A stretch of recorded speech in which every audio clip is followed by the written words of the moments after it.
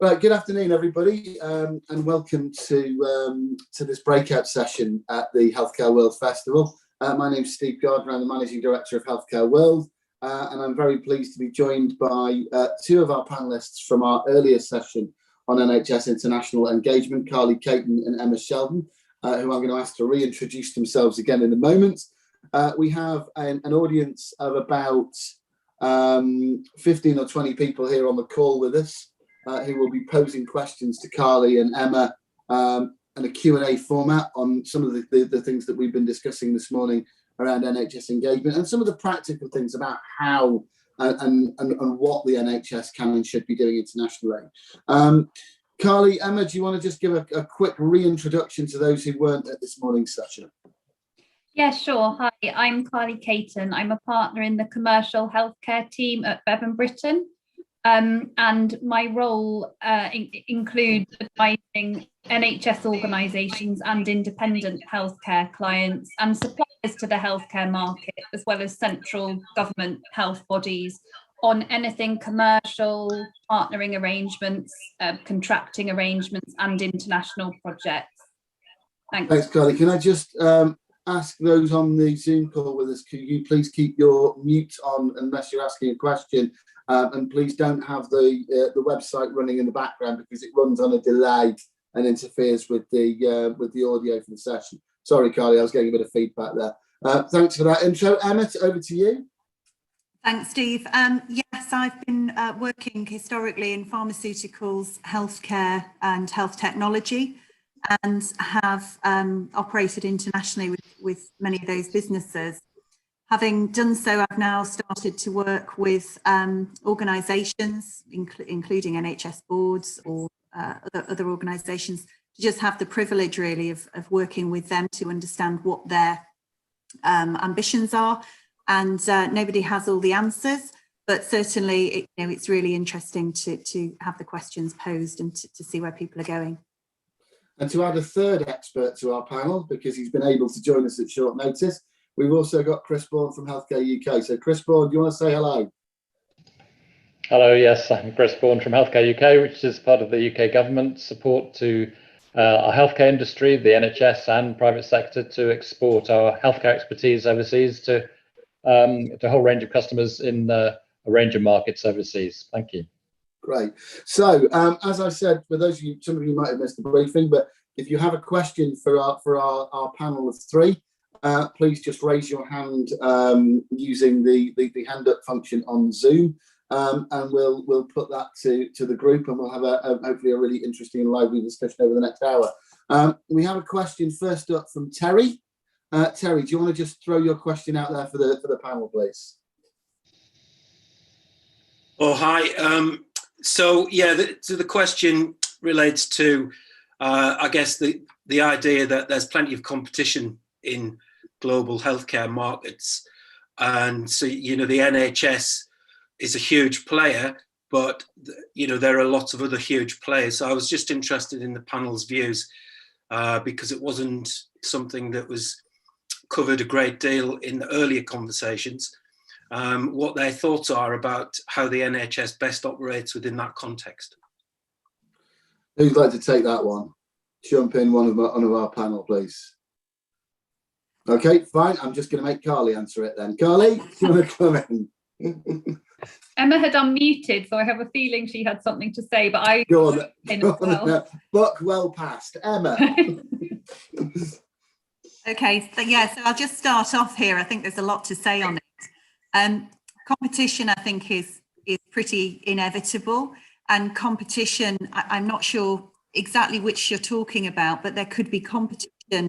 I suppose you could look at it between NHS trusts to deliver work, or you could look at it from different, different kinds of markets, different healthcare systems, meeting different needs competitively, or different businesses going into to meet a need. And I think all three probably apply.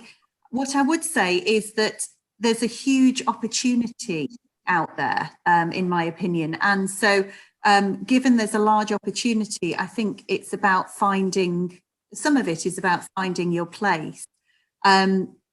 meet that opportunity. And of course, in any competitive situation, it may be that you're not able to meet the demand more, as well as somebody else.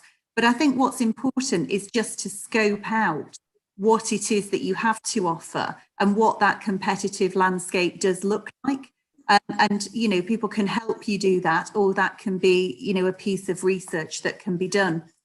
Certainly, I wouldn't, I would guard against having it as a blocker in your mind, because I think that view can be potentially counterproductive if you find your place. Really, there is so much business out there to be won. I would argue. I don't know if Carly, you want to take that on from there? Yeah, a couple of things from me. So I think you made the point about being clear what your offer is, so you know what your competition is, and you can sort of be on the front foot with that and decide what opportunities you're going for and which ones you don't want to. So having a clear offer. The other thing is, I think when we were talking about potential competition between other NHS organisations, I think what I have seen is that when we're marketing ourselves globally, there's a real that people are genuinely happy to join up as a sort of, we are a UK offer, this is what we can offer for oncology. So different organisations joining up to get the UK oncology brand out into the world, and then happy that at some point they can't all do all the jobs coming up, but actually from an awareness perspective, it can actually be beneficial to club together with other similar, or for example, Harley Street Medical, they brand themselves as a group, but there's different organisations within that, but they are more powerful on a global scale together, and then work will get divvied. Some will win, some will lose on certain individual opportunities. So that's another angle to think about as well, I think. Can I just add to this? I mean, that's partly what this new NHS Export Collaborative is designed to do, is to help trusts collaborate in responding to international opportunities. I think that the question may be also about the competition from a range of other countries, and that's very definitely the case. And lots of developed healthcare systems are exporting themselves, either individual providers, or governments supporting their healthcare system to go into other countries. I think there are 2 points. Emma's made the point that there is huge demand. The growth of the global healthcare system, 3 to 7%, depending on who you believe, a year is just huge. And so there's plenty of work to go around, I think, is the first thing to say. I think the other thing to say is, yes, I think there are 2 things. One is that the NHS probably lacks some of the cut and thrust of some of the more private sector competitors from the States, for example, and other countries who are used to trading on a very commercial basis. And that's what you're dealing with often, with customers who want to make sure you're going to add something special to their service, and you're going to give them a better return on their investment, particularly if they're investing in comparatively expensive, Western input. So I think that is true, and NHS trusts have to learn to be more commercial in that sense. And lastly, though, I think what we do have is something very special, which is, the biggest sort of publicly funded healthcare system in the world. It's got so many good things. It's rated very highly, and it's got a huge set of innovations that other people haven't got, and a level of integration that other people haven't got. So I think we have to remember that we are rather special as well, and can put our front foot forward very well against some of that competition. I think there's a point about competition, and you sort of began to take this a little bit, Chris, in what you just said, and I'll let you to expand on it if you wouldn't mind. In terms of, as a country, as a UK offering, whether that's NHS or private sector, what other countries are we, if we're going to bid for work, whether it be in Africa, in the Middle East, in South America, what other countries are we up against, and where do we sit against them? Yeah, I mean, I think it varies, of course, from country to country, from market to market, but certainly big US providers are in the market very strongly, people like Johns Hopkins and Mayo Clinic and so on, and we're seeing them arriving here as well in the UK. So definitely those are there. I think some of the, be careful what I say here, but some of the feedback we get is that it's one thing to sell your brand, it's another thing to follow it through with maintaining the quality, the relationship around maintaining quality. And I think some of those private sector competitors do that well, but some do it less well. So I think the fact that there's a very strong ethos behind the NHS to really do a good job for the patients and for the community that they're working with is really important, and it not just being a commercial interaction. I think that most of the other developed countries are doing this. So on the one hand, it's the Nordic countries and European countries. On the other hand, it's Japan, South Korea, and so on, who are ready to play in these markets. But I do think the NHS does have a particular strong brand reputation, which is part of our way of getting into the markets and being received as something that's got something special to offer. Thanks for that. So looking around the group, do we have any hands up? Do we have any questions? Would anybody like to jump in? Murray Cochrane, you've got your hand up. Yes, thank you. I was going to ask, I suppose, Carly, from the legal perspective, what are the key issues in getting stronger propositions together across different organisations as collaborative offers? Thank you. So I think you mean, how do we form a sort of a strong partnering arrangement between a trust perhaps that are collaborating here to bring a joint offer? Is that what you mean, Murray? Yes, yeah.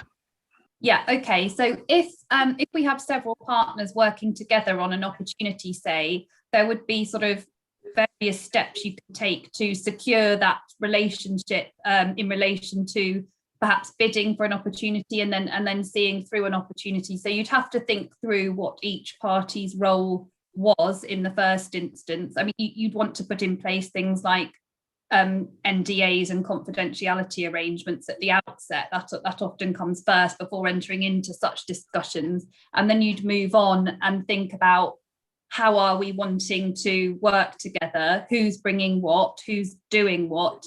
And you would form a sort of contractual arrangement setting out all those sorts of commercial arrangements and just describing how the parties were going to work together in relation to a bidding phase or an actual doing phase. So it would be very dependent on what we were talking about, but there's always a way of writing that down and making it contractually binding. I mean, lots of people use MOUs for the early stages and then moving into sort of a more contractual sort of partnering arrangement. It would also depend whether it was a one-off or if it was perhaps a partnership you were forming to look at new business in general and that you were hoping to be long-term. So lots of factors to factor in there, but a way of doing all of that. And so it sounds like it's all very straightforward, but I was wondering if there are any particular pitfalls that you'd put out as watch outs. No, I don't. I mean, it isn't very straightforward. Bringing in, it depends how many parties are involved, but once you get sort of more than 2 or 3 parties involved, it always takes longer to reach agreement, and there's often a slightly different understanding as to which party's doing what and who's getting what out of the arrangement and so on. And this is before you even then start negotiating or discussions with your partner internationally as a group or a consortium. So it's definitely not straightforward. I mean, I think the key things to ensure are embedded very clearly are, what are the expectations of each of the parties? So what is each party doing? How are they getting rewarded for that? How is any commercial income going to be shared or split? And how are the liabilities shared between the parties? And whether you're having sort of a lead partner and everyone else sitting underneath, or whether you're sort of joint partners, and how all the liabilities flow through. So if one of your partners does something that brings the whole thing down, how are you going to share that responsibility? Or is that partner alone going to be responsible for that. So that's one of the key points, I think. I think there's also a point that I'm going to add on Carly's behalf here, because she's far too modest to do it herself, which is that the pitfalls are lessened significantly if you have a really good lawyer like Carly. But there you are. There are traps there are certain traps that you want to make, and certain things that you want to make sure are definitely covered off, like key things. It doesn't have to be a full in-depth thing, but it just getting yourself protected, I think, initially is always a good idea.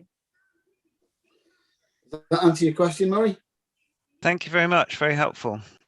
I think I've got a question that sort of riffs slightly off what Murray's just said, which I want to kind of pose to probably Chris and Emma, really, because I know both of you have been involved in Emma formerly, Chris currently, in terms of working with Healthcare UK and its thinking around how NHS organisations can collaborate. I guess my question is this: how much thought, and within the structure that you're putting together, Chris, how much thought has been given to not just NHS organisations collaborating with each other, but NHS organisations collaborating with private sector organisations? I mean, I'm looking around at the faces on the call, and I can see a number of people from digital health companies, data analytics companies, all of whom would probably benefit in terms of advancing themselves in international markets if they were able to work closely and collaborate, and in collaboration with NHS organisations. Chris, any thoughts on how that might work? Have you considered this at all? Well, absolutely. And I mean, we did a survey of trusts who are interested in export, and over half, I mean, when we're talking about what sort of partnerships did they envisage to set up in response to export and overseas opportunities, and most people said, well, we need to look at each opportunity on its own merits. But half of them said that the private sector should be part of any consortium. Now, it depends what it is you're being asked to do, but the expectation certainly from our point of view is that those partnerships can work really well, and some of the companies we talk to are very keen to work with the NHS. So I think, you've got people who, which I think is beneficial to both sides, because the private sector company benefits from the clinical expertise and the reputation and name of the NHS and the experience of actually putting things into practice in the NHS, alongside the offer of their particular expertise or product. And that enhances its value. And I think we're always trying to encourage those sorts of partnerships to happen. It doesn't happen as much as we'd like, if I'm honest. And then we have to work out why that is. Okay, it adds an extra level of complexity, as Carly in a way is implying, when you've got more than one person doing the export of one organisation. But it does really add value to the offer. And I think we want to see that happening more and more, and working through things like the academic health science networks, which bring together the NHS industry and indeed the academic side, I think is one way of doing that. And I would talk about universities as well. I think in the previous session, Imperial, for example, talked about their relationship with their local university, Imperial College London, and the importance of that relationship too in providing a joint offer to customers. So I think absolutely we want to see this happen. What I need to work out is why it doesn't happen as much as it should already. Well, Sue Kanganda from Spirit's got her hand up. What did you want to say on this, Sue? Thanks, Steve. It's actually in response to what Chris was saying, which is I do know there's a lot of work being undertaken to categorize NHS trusts in terms of their readiness to go international. And I was just wondering whether when that work would be completed, and whether it could be shared in the public domain, so that we in the private sector can actually go to approach these trusts, because in the UK, we could be working with them, but we had no idea of the international aspirations. So having that list, or some support from Healthcare UK or the DIT would, I think, be very useful to us. So I just want to find out if this is some sort of information that's going to be shared with everyone. It's a good question, Sue. I mean, I think we do have a little list. And based on current understanding of where trusts are in their international journey, and they range from people who really aren't interested through to those who are very, very already experienced in doing it. I suppose we do operate a bit of a filter, because trusts do get approached by lots of different people for lots of different purposes, and actually it can be perhaps more helpful if we can be the introducer and link to the trust, because A, we know them, B, we can test with you a bit more about what it is you want to do with them, so it's not just a cold call.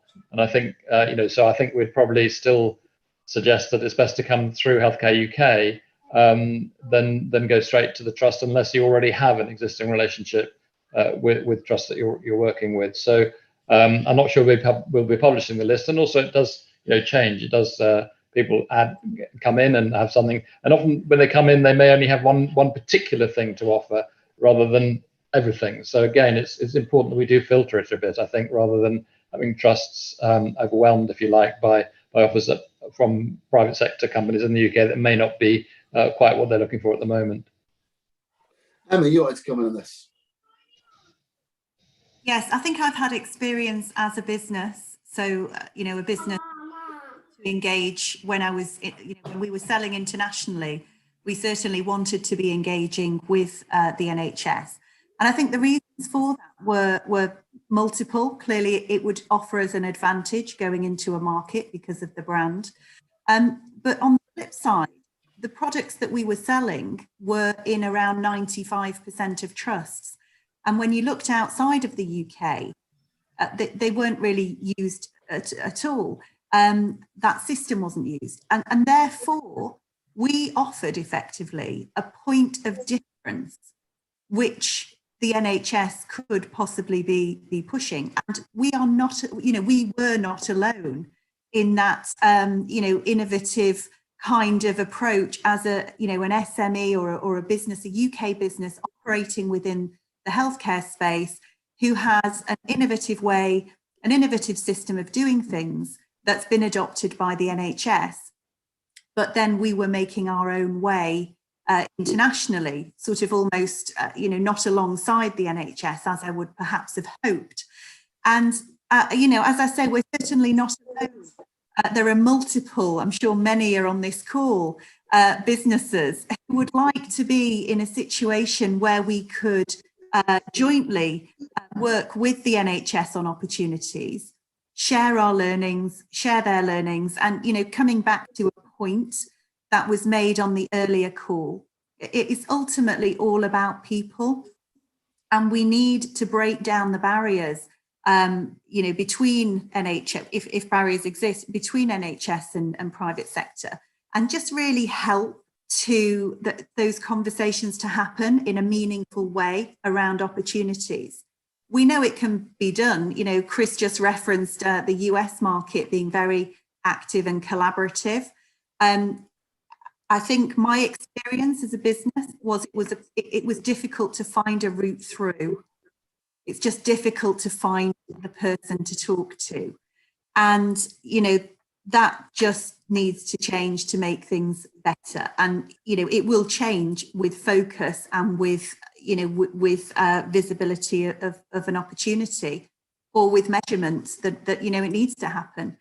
And coming back to a point that Altaf made, when there's investment around international, and that's something that the UK NHS is going to put more behind, the natural partners are businesses in this space, and therefore should be welcomed and have their arms around. And I think leading on from that, and I think this speaks to Sue's point. I think there is always a situation where the NHS is a great benefit. Speaking as an inveterate salesperson, being able to go in there with the benefit of we are the UK, we have the NHS, one of the world's leading free at the point of delivery healthcare systems, is a really strong thing to be able to do. But at the end of the day, as a commercial organisation, having a way of buying into selling on the back of that success is huge. So while on the one hand, I take Chris's point about you don't want to be burdening NHS organisations that don't necessarily know what their international offer might look like, at the same time, I kind of feel like, to Sue's point, there is a thing about commercial organisations going to NHS organisations and going, you know what, why don't we partner up and go into an international market together? Is that kind of where you were coming from with that, Sue? The idea that you could go and talk to an NHS organisation about putting together a joint offering in an international market? Yeah, absolutely, Steve, because I've been working in the international space for over 5 years now, and I do speak to a lot of senior government officials in different countries. And the one of our unique selling points is that we've got the NHS experience and the credentials as well. And the next question would be, so can you bring along one of the NHS trusts that you worked with to help us design the service, design the solutions, because they've done this many times over. They know exactly what the challenges are. And just to add to that point as well, Steve, I was working with one of the governments in the Caribbean, and I saw that they actually had partnered with one of the NHS trusts here to offer training for their nurses, for the critical care nurses. But it was quite unfortunate because they'd already put that program into place. And then we went in as a private sector to provide the solution. And we just struggled to join them up because the NHS Trust wasn't very forthcoming in, providing the other bits of the services that would have made the solution a lot more feasible and sustainable. So yes, exactly that, Steve. Looking for a bit more from the NHS to have some sort of joint venture or a commercial organization or a partnership organization, to take it further. And there's a flip side benefit too, isn't there? Because at the end of the day, certainly from my experience of working with NHS organisations, they are not, and quite rightly not, set up to be commercial. Things like the number of times that when I was working at Healthcare UK, I got questions from NHS organisations about how to price things or how to sell things. It's not what NHS organisations are set up to do. It is what commercial organisations are set up to do. Carly, you've had your hand up for a while, so I'll come to you in a second. Also, we've seen in the chat, so I'm going to go to a few people that have made points in the chat. Ether, Yara, Haroon, and I think Mansour, you've got some comments you've made. So I'm going to come to you guys in that order after Carly. Carly, try to make your point. Yeah, sure. My point was actually partially based on some of the comments here and the old procurement challenge as being one of the barriers for NHS sometimes joining up. They can get a bit, they can trip over the procurement rules sometimes. And if procurement teams from NHS organisations get involved with trying to form a partnership, which doesn't necessarily have to abide by procurement rules, just forming a partnership doesn't, but it depends what you're going to then go on and do. If the end game is actually that you're providing services to that trust, of course that's a procurement. But if you're forming a partnership to go off and do stuff together, that isn't so much, that's not really a procurement. So that definitely is a barrier for some, and they just sort of get caught up with that, and unless you can get to the right person and get through that barrier, that can cause issues.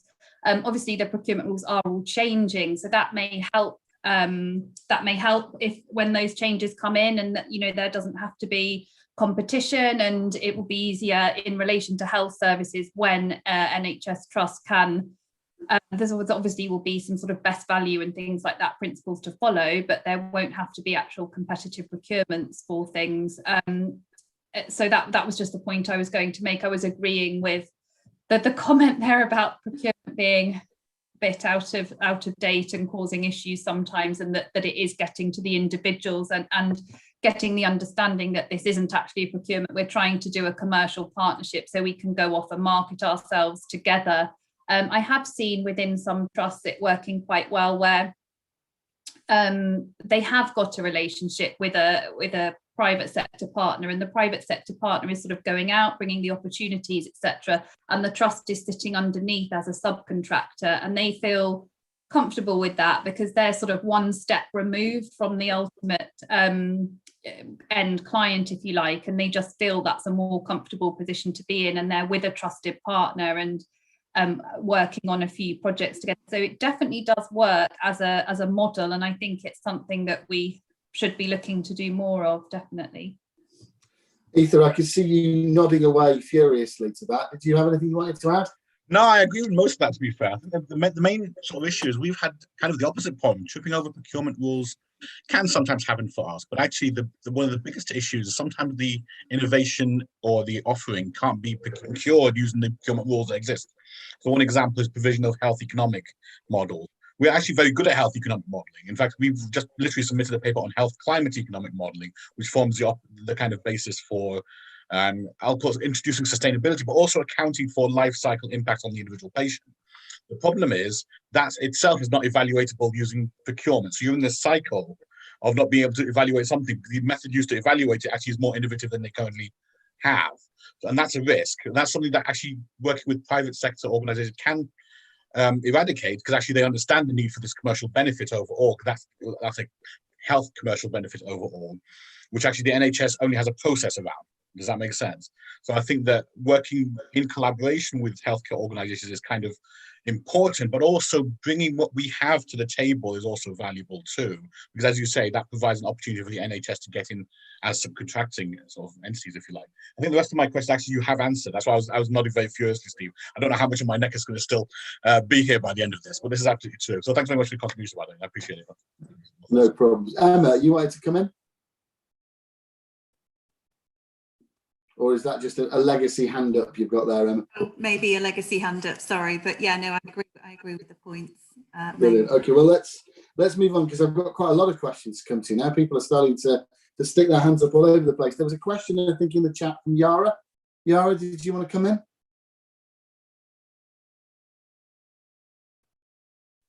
Hi everyone, No. sorry, struggling to find my unmute button and as usual multitasking. No, it wasn't a question, it was just to reiterate what Emma said on, so we're a small medium enterprise company doing healthcare IT, basically digitalizing, and we're a market leader in the NHS, so we're looking to grow our footprint internationally. And as Emma said, the experience is like, it's really hard. We know that some of our trusts are on the international business. So how do we get there with them as well? Because the success story in the UK is really very, very, what do you say? It's very encouraging. We know there is interest internationally. We got a couple of accounts, but really how to make it work and how to take the story outside of the UK as well. That was just to reiterate what Emma said. It is quite challenging, and I'm really interested to understand what are the tangible actions that we can do with the NHS together to get there. I mean, panelists, anybody got any thoughts on what tangible actions we should be taking? I mean, how do you approach your local NHS trust or a large NHS trust with a partnership proposition? Emma, you've unmuted. Did you want to take that? Yeah, Yara, I mean, it'd be great to chat with you. I know we've not got huge amounts of time, but happy to have further conversations, given we seem to be in similar situations, have been. I think some key simple actions, one I could think of is, have a look at the people who are on this call, who are NHS trusts, who are therefore very keen, obviously, to be working internationally, and just align that to your current customer base. If you've got good champions who are also obviously doing international work, then perhaps just thinking about, is there alignment there, and trying to get that moving forward with the right people. I'm sure possibly Chris has some good answers on this, but for me it comes back to the point that we keep making, which is make yourself relevant around the real area that you have to offer, and be very aware of which markets, what the offer is. And what I would say is, no market ever bought a product, a service, or an offer. No market ever did. A person within that market bought it.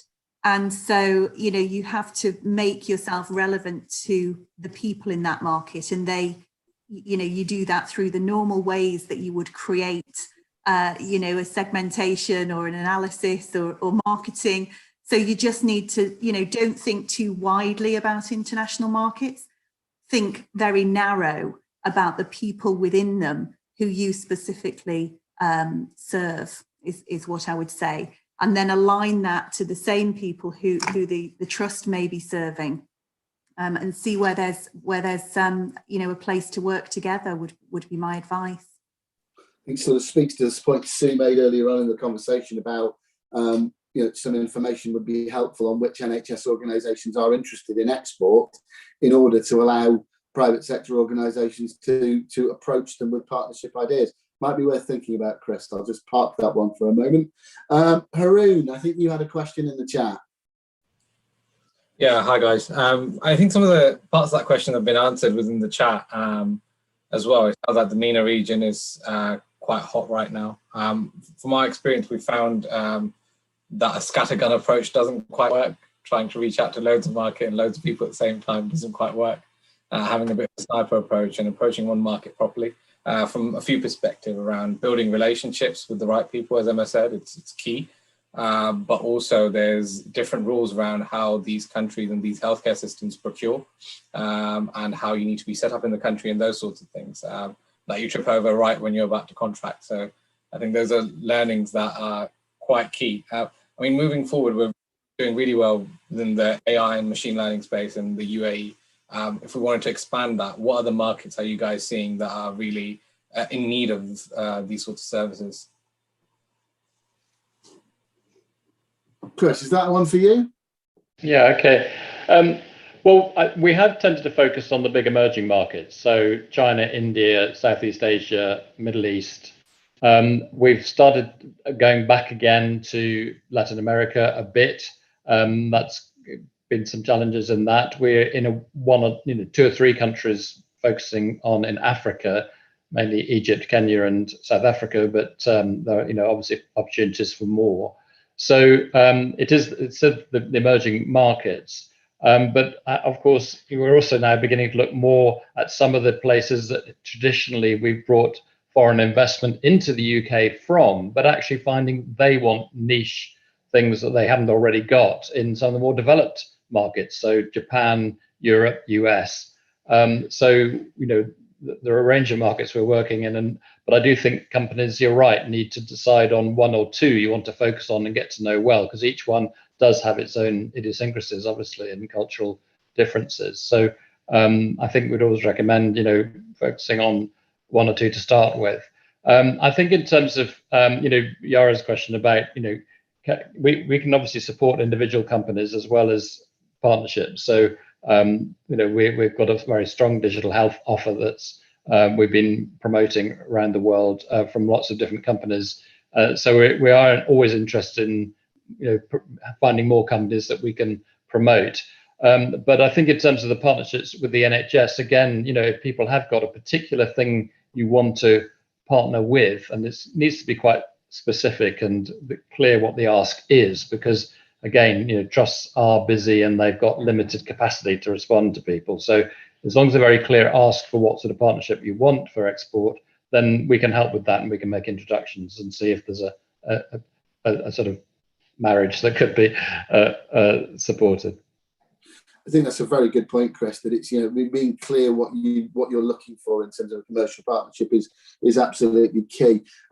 Speaking to Haroon's point about markets, probably a good time to bring in Mansour, who's got his hand up and obviously has his finger on the pulse in the Middle East. Mansour, did you have something you wanted to add? Yes, hi, it's Mansour from Colliers International.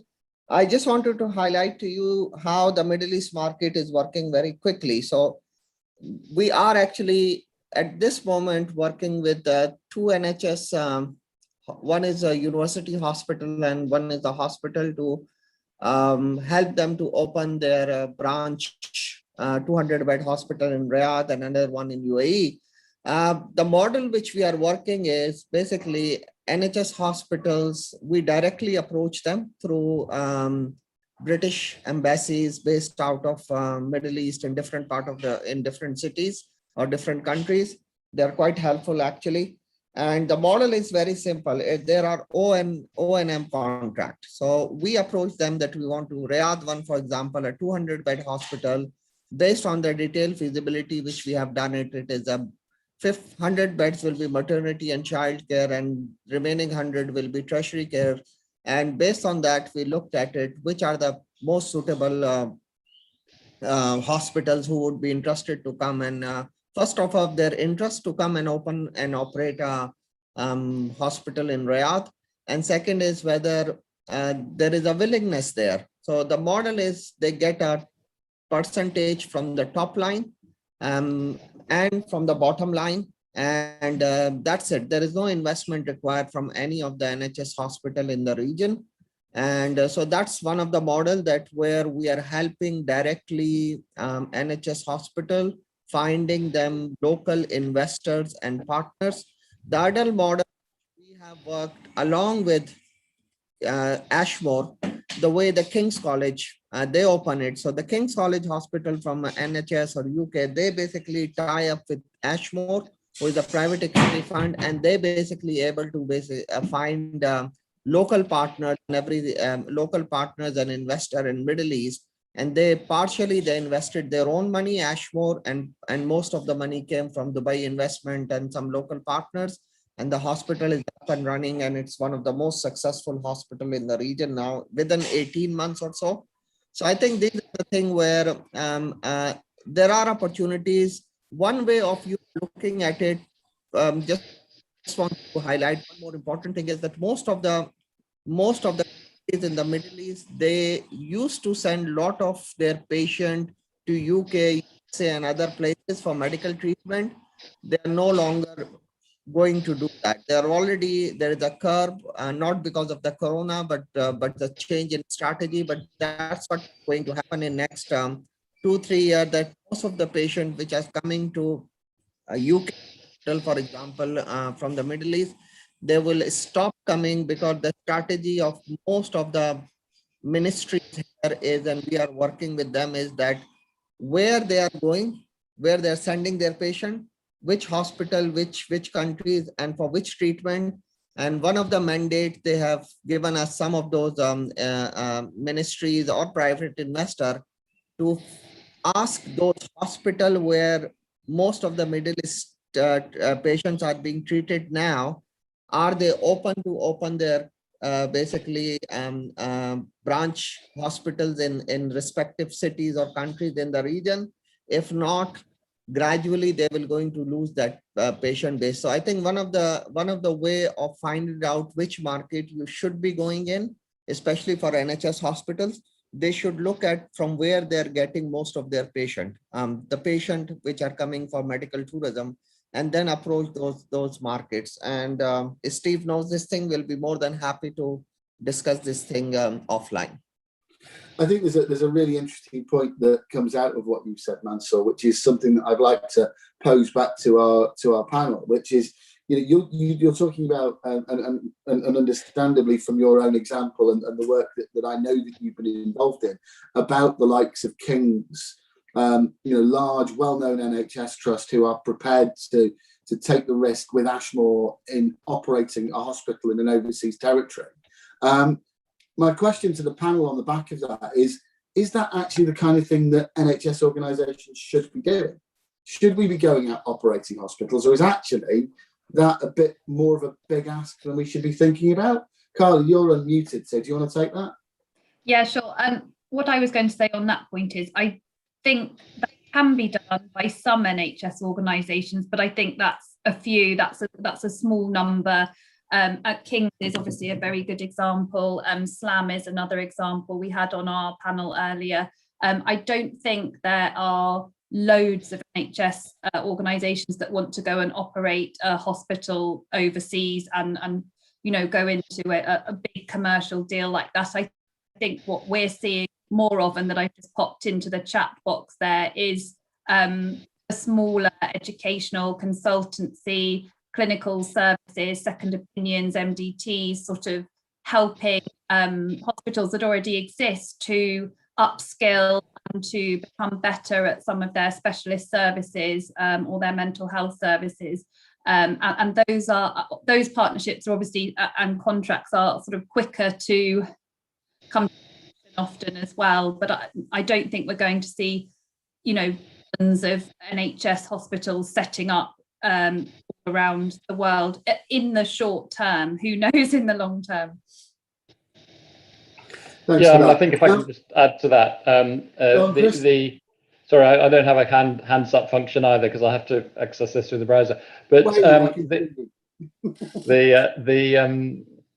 Yeah, so I think Carl is absolutely right about this, that most trusts are not ready to operate a service, and even the ones we're talking about, there's still some of the operating risk is taken by local organisations. I think even in the Middle East examples, but I think it can vary from what Carly described, where people are having a partnership that enables the existing provider to develop the quality of service, or even a new provider setting up to develop the quality of service they want. So it's a quality assurance partnership, if you like, all the way through to actually lending their name to the hospital, but still operating as the quality controller, the quality and the governance controller, without being actually dealing with the day-to-day issues of recruitment and staff management and managing the day-to-day risk and day-to-day contracting for services and so on. So I think there is still a very strong and involved partnership. We've seen trusts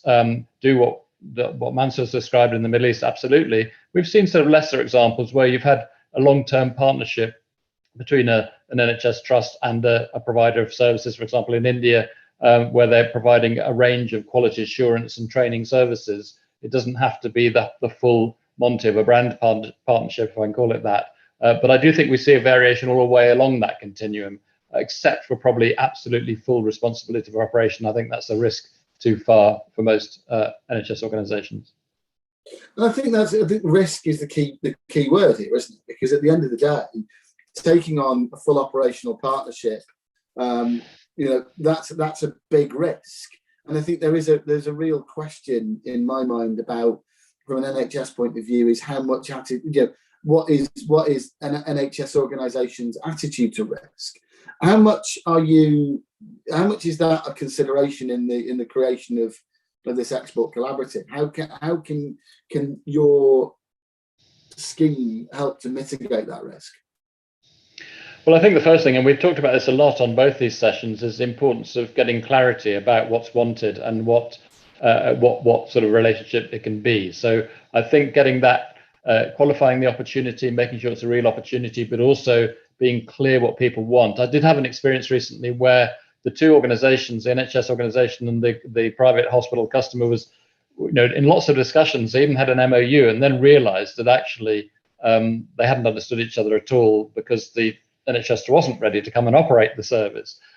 So you do have to really work hard, and I think we can provide a lot of that through our colleagues in the country, in the embassies and high commissions in the countries, to make sure we get that conversation so it pins down what is possible, what can be provided, and what the limits are, so that you've got clarity about that, and that reduces the risk in the first place if you've got a clear agreement on what to do. And then I think, again, we want to stay much closer to the whole process of taking on an opportunity and then delivering it, in order to help the NHS trusts or the NHS organisations to really manage that delivery well. Most people can do it without our help, but some might need extra help. And similarly, if there are issues with the customer, to help iron those out, again, working through our colleagues, trade advisor colleagues in the countries. So I think we want to be much more intensively involved in opportunities where we need to be, not where we don't need to be, to try and help make sure that A, it's the clarity, and B, issues that come up can be resolved quickly. Thanks, Chris. So we've got about 10 minutes left. I think looking at what we've got coming up, so I think if we've got Huda, is it Huda on the call?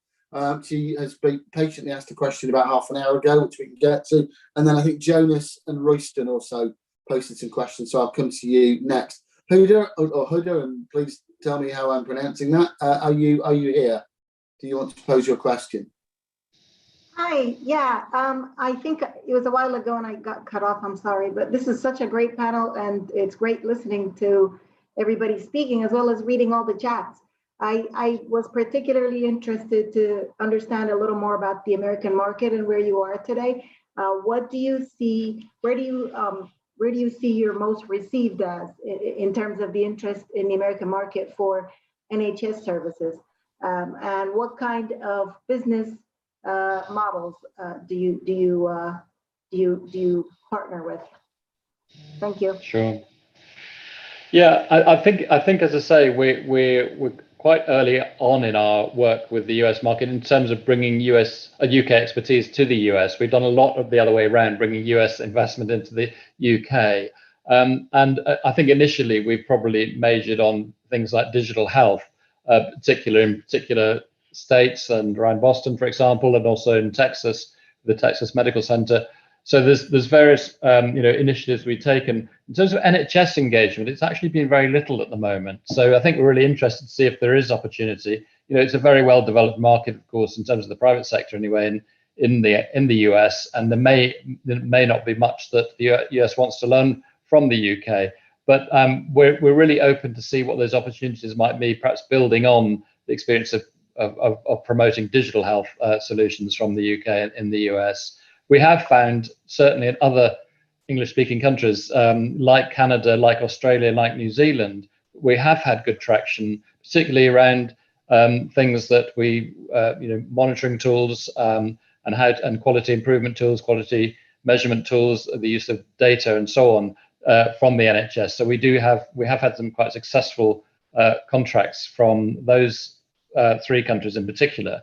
There's no reason why we shouldn't extend that into the US more. So I think we're interested to see what else we can provide. And we certainly have very strong, presence in the US in terms of our trade advisors and investment advisors. So we'd be keen to pick up any opportunities that anyone can bring to us. I think Jonas, sorry, Honey, did you want to come back? Can I just make a quick comment on that? Of course. I think there's great potential with the underinsured and uninsured. I think people on Medicaid, Medicare, they struggle a lot. There's a lot of access and inequity issues, and primary care is not big in the US. So I think those are areas or the space where the NHS can be effective and give a lot of their experience in this area. I don't know in terms of monetization. So that's a whole other issue, but thank you so much. Thanks, Ada. Jonas, we've got time for your question, then Royston's before we finish. Sure, can you hear me? Is that Jonas? No, it's Royston. Yeah, this is Jonas. Jonas, you go Jonas first and then to you, Royston. Jonas, go ahead. Yes, okay, good. I think my question that I wanted the panel to consider is that it is very, very interesting not to underestimate the national regulators in the way the NHS operate currently. And it's really important that because some of the rules that we set actually affect the operating models of most of the NHS business trusts. So for instance, I'm in the national team who work on the national payment system, where we set up the budgetary framework and the financial governance within which NHS providers are reimbursed. That have effect on especially some of the commissioning services that they normally are able to undertake. So it's really important in this discussion, we bring them into the conversation about how the regulatory framework and the governance that we set actually enable these businesses to move abroad in terms of what they can do. Because each trust or each organization, because of the licensing conditions, has also attached to a lot of conditions that you have to meet in order for you to actually operate effectively. And that has not been in the conversation about when we talk about international markets at the moment, because it's clearly geared towards domestic part of the way they operate. So for instance, most of the acute trusts, that the way we set their financial arrangement, if you 100% or 90% of your services is NHS commissioning services, the way your budget operates will affect the way the board will also operate in terms of having any consideration for international expansion that you will have. So for me, I think it's really important that the regulatory structures that dictate the way we provide services because of the way the governance structure is worked need to be considered in the international discussion, because otherwise, no matter what we put into the distance, the people that are responsible for changing those structures are not involved in the conversation. It will be very difficult to enhance in terms of as we move. So that's something that we really need to consider in the part of the discussion about how we actually sell abroad. Thank you. Can I make a quick comment on that, Steve? I mean, thanks, Jonas. I think that's a good point. But I mean, NHS organisations are empowered under the law to generate income from other sources than the NHS. In fact, they can earn up to 49% of turnover from private sources, according to the Health and Social Care Act. So that is, they have got the powers to generate income, and also they're not bound, obviously, by quite the same all the same rules as they are for the NHS. So obviously we have a national tariff system, price system for the NHS, but of course they're not bound by those prices when they're selling overseas, if you like. They get this part of a negotiation as to how they will pay, how they will, what prices they will set. And they, our issue sometimes with NHS Trust is get them to think of all the costs that they are incurring to establish a price, and then, by the way, put a margin on it. Of course, don't forget that too, because you want to make a surplus for use back in the NHS. So we do a lot of work around pricing with trusts. So you're right that obviously we need to think about in terms of, and Carly's already addressed the issue of procurement rules and so on, and how procurement rules may not be appropriate in these sorts of partnerships between two NHS trusts and private sector in the UK to go abroad. So I think there's a bit more freedom than perhaps we think for trusts to negotiate how they're going to operate and what they're going to charge for it in overseas markets. Thanks, Chris. So to the final question then. Sorry, Emma, did you want to make a point quickly? Yeah, no, just to say that's, it's fantastic, but I think coming from the top of the organisation, the measurements need to be in place with the board and the agreements that international work is going to be pursued. Those metrics are not going to match the UK metrics for measuring success. So I think that at board level, there needs to be a conversation to address some of Chris's points there, and to make sure that they're highlighted when international business is being considered or being done.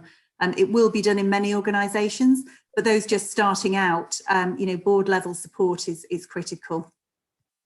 Thanks, Emma. So we're running short of time. Final question then to Royston. Yeah, thanks, Steve. Sorry, I think Carly's actually pretty comprehensively answered that question, but perhaps I should have phrased it slightly differently. The missions I've been out with have been in participation with NHS trusts out on DIT and Healthcare UK. We underpin a lot of care records with our patient matching solutions across the UK. And as a result of that, some of the trusts have actually, or some of the care record administrators have developed solutions of their own based on the technology. And it's a joint IPR protection that we were particularly concerned about when we were certainly out in the Far East predominantly. So I just wondered how, Carly, you would conjoin that IPR protection, both for a commercial company and also an NHS person, an NHS organisation. I think what you're saying is where you've sort of developed something together and then you're correct. That. Yes, okay. So it's your joint IPR, if you like. Well, in all honesty, I'd speak to my IP colleague who's an expert in that area. But there's definitely protections you can have. It's joint IPR, and you would protect both of you, and there would be sort of rules around who could go off and do what with it, and who could make what money from it, and so on. But we come up with some template sort of clauses for you to protect you in that scenario. Yeah, we've got gentlemen's agreements between each other, but the question is when it goes abroad, if that gets stripped out and the NHS has got significant investment in developing the solution around our base code, for instance. Yeah, so I think what you can write down in a contract, with your partner internationally to protect both you and your NHS partner is one thing. And in reality, what that actually means and how you defend any sort of breach of IPR is something quite different. It is quite difficult if someone goes off and uses your IPR without having the permission to do that and in breach of your agreement, it's actually quite hard to sort of row back from that can do. We would write in as much protection as we could. That's one thing. The other thing is just that the arrangement comes to an end if that does happen, but it actually is a really tricky issue to sort of fully cover off. They've gone off and you're not even sure what's being done. Sometimes can be hard to keep track of it. Yeah. Okay. Well, I'll keep in touch with you if you don't mind. No, of course, that would be great. We can have a separate chat if you like. Sure. Thank you very much. Thanks, everybody. And actually, that does pretty much bring us to the end of our time together today. Great session earlier on with the panel. Great session again here. So many things to talk about, so many things to think about. And I'm sure that Carly, Emma and Chris will be happy to continue to answer your questions offline. Thank you all for attending. Thank you all for being part of it. As I said earlier, the Healthcare World Festival continues next week. Mansour, I'm sure, will be there for our session on the Middle East, which is on Tuesday, I think. And then we finish with our session on the future of healthcare in Africa on Thursday. So please do all come along and sign up for those. It's been great to see you all. Thanks very much. And I hope to speak to you all and see you all again soon. Thank you. Thank you, Steve. Thanks, everyone.